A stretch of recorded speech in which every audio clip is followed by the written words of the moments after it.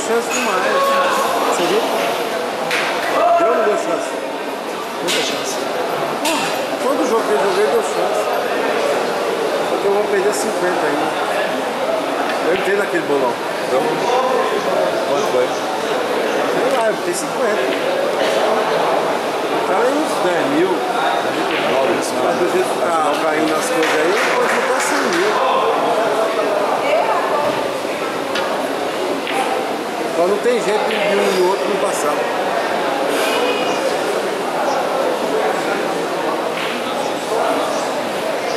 Esse não é o tempo todo. Faz toda a vida, pega essa bola, né? É legal. Toda vida tem um confronto, linha e gordinho e isso ali, né?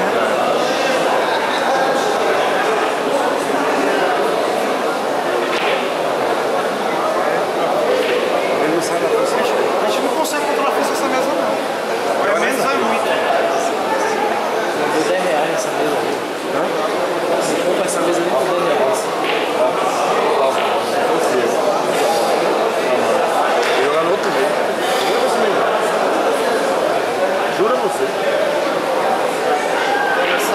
Não, Tá pegando eu o digo que vocês dois juntos só segue. Só segue. Por quê, nego? Porque eu gosto tanto de vocês que eu vendo as coisas de graça aqui pra passar pro camarada, pra vocês. Como é que pode? É a segunda vez já que eu dou as moedinhas. Você vendeu o quê? Você lembra um lá no Rio? E agora vendeu o TAP da linha. E agora pra sentar, que eu paguei 1.600. Ele me faltava, ganhou 2.000, agora vendeu por 100. Mas se você não entendeu, eu tava falando aqui o seguinte, ele falou, ó, a Bianinha vai fazer como é que eu jogo? Vamos fazer pra ter lugar, mas se eu ganhar eu quero dinheiro, tudo você vai me dar. Então, não quer que o cara ganhou?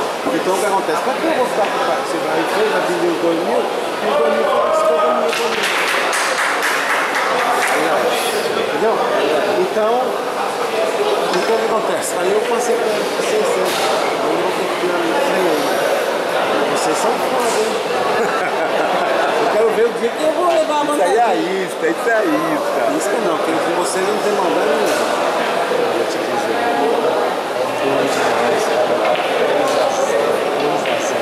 Fazer uma bobagem. Entendeu? Eu vou sair agora vai tomar uma ligada no padrão deles. O cara fica puto da vida. Ele escapou comigo.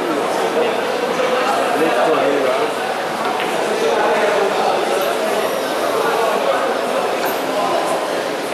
Olha lá. Ela Tá rindo. Ó, só 2,15. Mandei buscar de 40.